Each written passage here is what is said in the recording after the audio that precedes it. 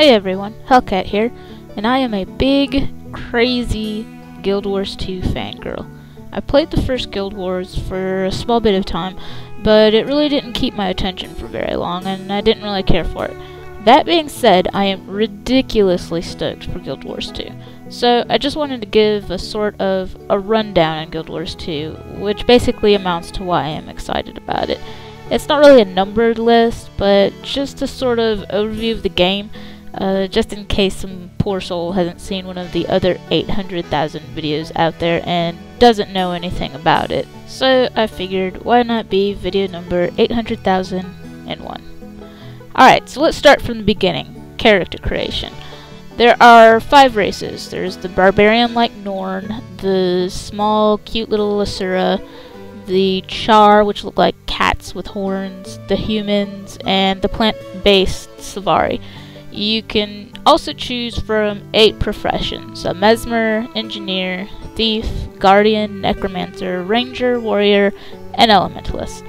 And the best part is I can play any profession with any race. If I think the Char are cool, I'm not limited to what class I can choose. That is awesome in my book. For instance, in Star Wars, I really wanted to play what are those called, the Muraluka, and a bounty hunter. Little race that has the headpieces that cover their eyes. Well, they can't be bounty hunters. And besides, my guild rolled Darkside, which doesn't even have that race. So, real disappoint. This type of limitation is just silly to me. I mean, I can understand it a little bit in Star Wars because they have to stick to canon and whatever. But, it's just, to me, it seems like I should be able to play any class with any race. So, also, ArenaNet's goal with these classes is to get rid of the MMO Holy Trinity. The tank, DPS, and the healer.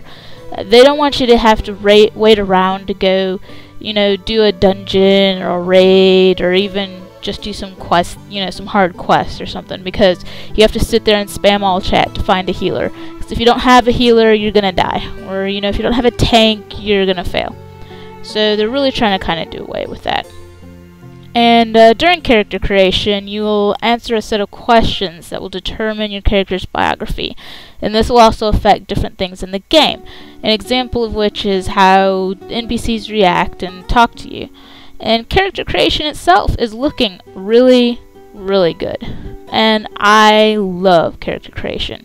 And I'll spend hours and hours making my perfect set of however many characters in a game that has a decent character creator. And Guild Wars 2 looks to have that decent, good character creator. And it looks like they got quite a few options going on there.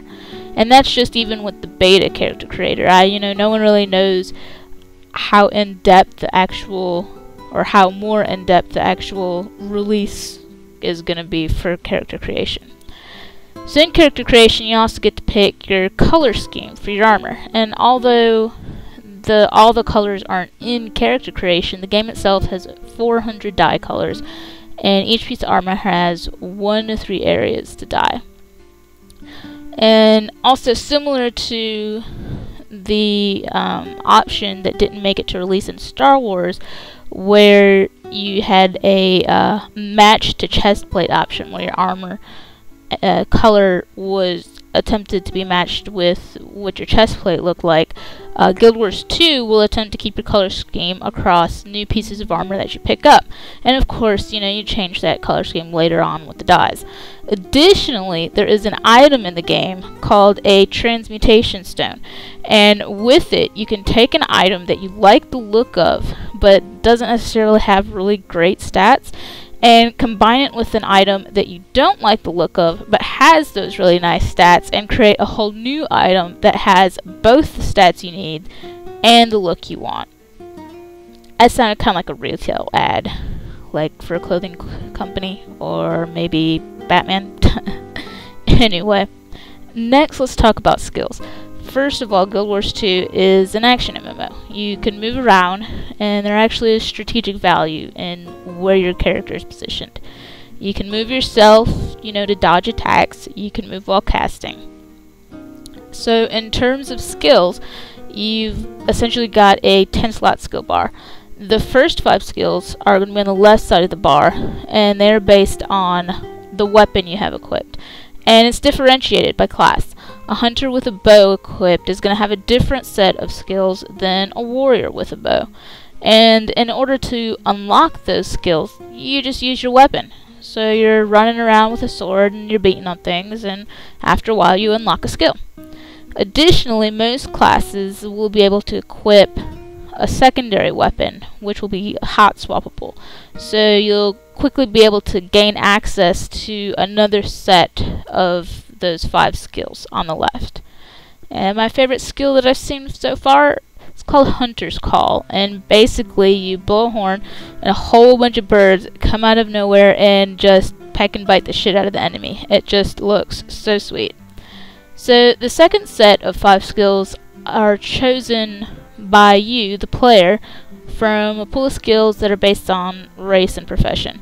3 of those 5 skills are utility based, 1 is a heal skill, and 1 is an ultimate or kind of an elite badass type skill. And we're talking about some pretty hot elite skills here. The big one I've seen is, you're an elementalist and you turn into a tornado, a frickin' tornado, and you just, you control the tornado. It's not like you cast a little tornado or you turn into a small tornado. You turn into a big, huge tornado and you roll around the battlefield picking up shit. So finally, there are cross-profession combos.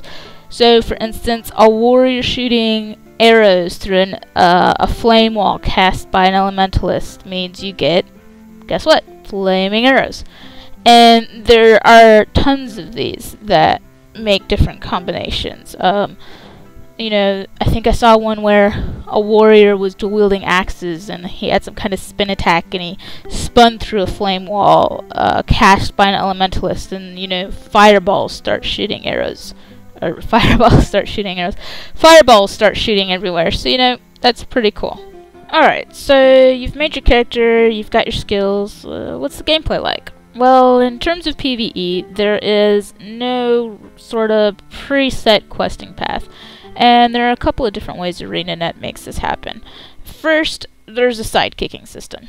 So if you have a higher level friend and you guys, want to go do some high level type quests, your friend can sidekick you up to their level.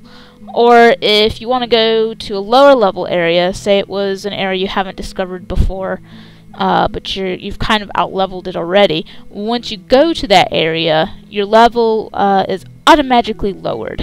So you can always play with your friends.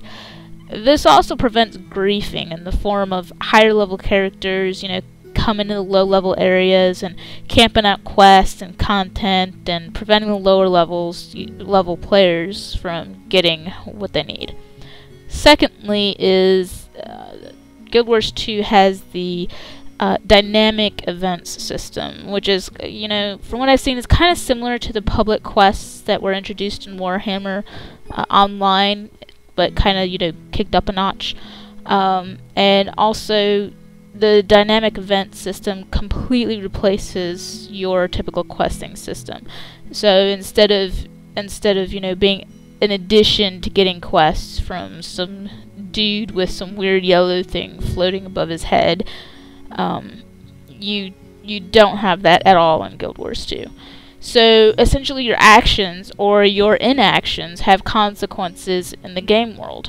So if you come across a town that has a group of enemies, plotting an attack on it or whatever, and you don't do anything, those enemies will eventually get together and attack the town. And if nothing is done still, eventually those enemies probably take over the town. And each event has several different kind of objectives or options with it. So if you don't want to go out and kill a bunch of those enemies, you might collect some resources for the town that might help them defend themselves, or to fuel a weapon or something.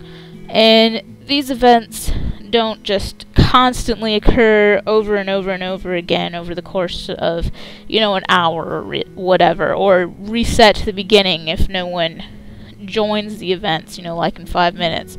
Some of them might take several hours to reset, and ArenaNet has said that some of them might even take weeks or months to get back to the same exact state that they originally began in. And additionally, the size of these events scale in relation to the amount of the people that are participating in them. And all those people participating in them, well, don't worry about having to get into a roll-off with them to get some of that fat loot. The rewards you get are yours, and they're based on your participation. And there's also no stealing kills. You know, I beat on that bad guy, you beat on that bad guy dead, we both get XP and fat loots.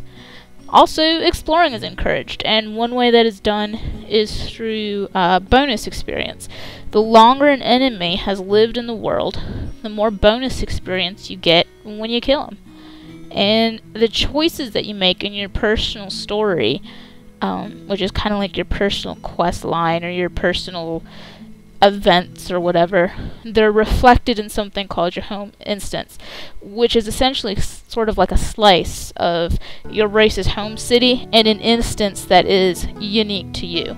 So you saved a blacksmith in your quest line. Well, you might choose to go into that home instance and set a shop up. Or you might have some kind of, I don't know, huge statue in the middle of the city because you rescued someone or defeated some type of monster or something like that. Alright, so after the dynamic event system, you've also got dungeons. And each dungeon has two modes. First, there is a story mode, and you have to complete each dungeon in story mode to unlock the next mode for that dungeon.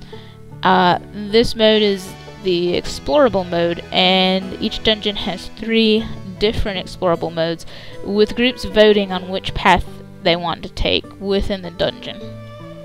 And even in these repeatable explorable modes, there's going to be dynamic, random, and activatable bonus events that can occur. So that way, you know, each time you go through the dungeon, it's not exactly the same. Yeah, I mean, there's going to be definitely, I mean, it's not going to be completely different, but there's enough variance there so that way you don't get bored all the time. It'll be something a little different or something a little new when you go do the dungeon. And then there's underwater combat. Underwater combat? No. Yeah, that's what I thought too. In nearly every game I've ever played, and this isn't limited to just MMOs, underwater combat. Underwater combat is generally a horrible, terrible, absolutely dreadful nightmare. Well, at least in Guild Wars 2, they started off right. Underwater breathing apparatus for all the people? Yes! There are whole zones and areas to explore underwater, and you never have to worry about drowning. Also, you get an entirely new set of special underwater skills that make sense for underwater combat. So you've kind of got a whole kind of almost separate game there with different skills and everything. And as long as you're not worried about drowning and it's not horrible to move around, it might not be too bad. And it didn't look terrible or horrible from the footage I've seen. But, you know, it's one of those things, I'll have to see it to believe it.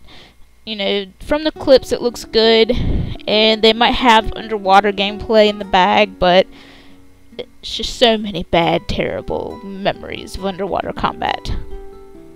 Alright, so you've got the questing and the dungeons. So what about death and leveling? Well, Guild Wars 2 has a fairly flat leveling curve. ArenaNet has stated that once you hit 30, it'll take an average player about 90 minutes per level to reach level 80. So, you know, going from level 79 to 80 isn't going to take you 10 days when going from level 1 to 10 only took you 2 hours. And what about dying? Well, who knew dying could be so entertaining? When your hit points reach that dreaded 0, you don't die immediately. You enter what's called a down state, and in this down state you have a selection of about 4 skills at your disposal. Using these skills to kill an enemy or to help kill an enemy gives you a chance to rally and come back to life, which is cool. So when you die, you got kind of like a little mini game. So you still didn't quite make it? Still dead? Well, you don't have to wait around for a healing class. Anyone nearby can res you. Everyone gets a res spell. No one nearby? Quest on your own? Well, I guess you are dead. And you'll be resurrected at your last waypoint. You don't have to go get your body. You don't have to do a corpse run. You're not going to be docked money. You know, you just start back at your last waypoint. And, you know, you've got a chance to not even die when you die. And you also have a chance that a player will be nearby and be kind enough to res you up. Alright, so what about PvP? Well, personally, I hate PvP. I am a happy little Care Bear. But Guild Wars 2 PvP has me kind of intrigued. First of all, there is no PvP in the sort of main PvE questing area. If I don't ever want to see PvP, I don't have to. But if you do want to, there are two types of PvP, and you can do it at any level. And if you're the opposite of me, you can level up your character entirely through PvP. First, there's World versus World versus World PvP. 3 entire realms, hundreds and hundreds of players, realms being servers, are up against each other in their own instance, which, by the way, consists of 4 of the biggest maps that ArenaNet could possibly make, battling it out for 2 weeks. Each server gets its own rank, and after the 2 weeks, you know, you get a rank, and then you're rematched against other similar ranking servers for another 2 weeks. This instance is hot joinable through a button in the game. When you join the instance, you're bumped up to level 80. But Hellcat, you said I could level up through PvP. Well, you can't. Even though you've been bumped up to level 80, this mostly just affects your stats. So your stats are bumped up to level 80. You'll still have the skills of whatever level you join in as. So if you're level 5, you're going to have level 5 skills, but level 80 stats. So you still are going to gain experience to level up that base level 5. Now, even in this world PvP, there are still some PvE aspects for those of us happy, lovey, Care Bear type people. There's still dynamic events in the world, and you can do things like raid small caravans or get resources to help your server out. Oh yeah, did I mention siege weapons and golems and big huge castle sieges? Alright, so on to structured PvP. You can play structured PvP pretty much immediately after completing the tutorial. These are more of your typical MMO, PvP, battleground type maps. Also, this PvP is balanced separately from PvE by the devs, and there are 2 types of structured PvP, tournament and hot joinable. Tournament play is always 5v5 pickup matches with teams competing in a single elimination bracket, culminating in monthly and yearly tournaments. Hot joinable PvP can be anywhere from 1v1 to 10v10, and it's a good way to practice for the 5v5 tournament play. You can leave or join these hot joinable PvP games at any time, and much like FPSs, you can create your kind of own servers. Also, this PvP is skill-based, not gear-based. All players will have access to the same gear specifically for structured PvP, and you're leveled up to 80 as well. And you'll have access to all of your skills in this type of PvP. So if you're level 5 and you join this type of PvP match, you're leveled up to 80, and it's not just your stats that are leveled up to 80 like it is in World v World. You're also going to have all of your level 80 skills. And although there are different maps, there is only one mode called Conquest. And in Conquest mode, it's kind of a capture the flag. You know, there are different spots around the match for each team to capture, and the first team to reach 500 points wins. There are also different environmental factors in each map to kind of change it up a bit, such as a trebuchet that, you know, can be used by your team or can be destroyed by the enemy team. Okay, so PvE, PvP, what else is there? Well, how about some crafting? Yay! Crafting! I love to craft. In Guild Wars 2, there are 8 different professions, and you can have 2 at a time. And if you choose a gathering type profession, guess what? No stealing resource nodes. Did you beat all the bad guys by that mine only to have someone else zoom in while you were fighting to grab that node? No matter. That node no longer exists for that person only. You still get to harvest it as well. Yay! Ah, crap. I decided to craft weapons, and you know what? It just doesn't bring all the dudes to the yard like I thought it would. No worries, you can drop that skill, and pick up some, I don't know, armor crafting. But wait! As it turns out, I did like weapon crafting after all. And now I have to go back and start all over again. Wrong! In Guild Wars 2, you get to pick up where you left off. But if you really can't make up your mind, every time you switch crafting professions, the cost to do so increases exponentially. So, yeah, you don't have to relearn everything, but there is definitely a downside to constantly switching crafting classes. So, craftings, how do they work? Well, you learn recipes by experimentation, and you can't fail. You can get critical successes, but all that time and resources you put into crafting that uber silver axe of doom and destruction aren't going to get eaten up by a possible failure. You take a resource and you put it into this little crafty box thing, and the interface will tell you how many possible recipes there are. Yeah, they'll be all over the internet within a week, but for those of us that enjoy this type of experimentation, well, we don't have to look at those, now do we? So, I crafted all these things. So now what? Well, you can put them on the global marketplace to sell, of course. But wait, there's more. The marketplace is a two-way system. Big Bad Warrior Joe wants a nice silver axe of doom, but oh noes! There are none on the auction house. Well, Joe can put in an order, and with a price of how much he's willing to pay. And us crafty types can pick up the order and craft one just for him. And all these transactions that are going on, well, there's no mailboxes in Guild Wars 2. Instead, they've been replaced with pigeons that deliver these items, payments, and mail, wait for it, directly to you. Alright, so I'm dungeoned out, I'm tired of getting beat in PvP, I don't feel like crafting. Now what do? Well, how about trying one of the 30 different activities located in the different main cities? Each city has activities unique to them, and include things like bar fighting, keg brawling, archery, and snowball fights.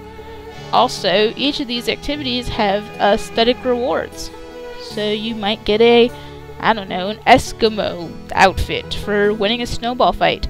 And with that transmutation item I was talking about earlier, you can get a Eskimo outfit and maybe combine it with your totally awesome armor of doomy stats and have an awesome doomy Eskimo outfit. So now you're saying, oh, Hellcat, you're such a fangirl. Isn't there anything you don't like about this game?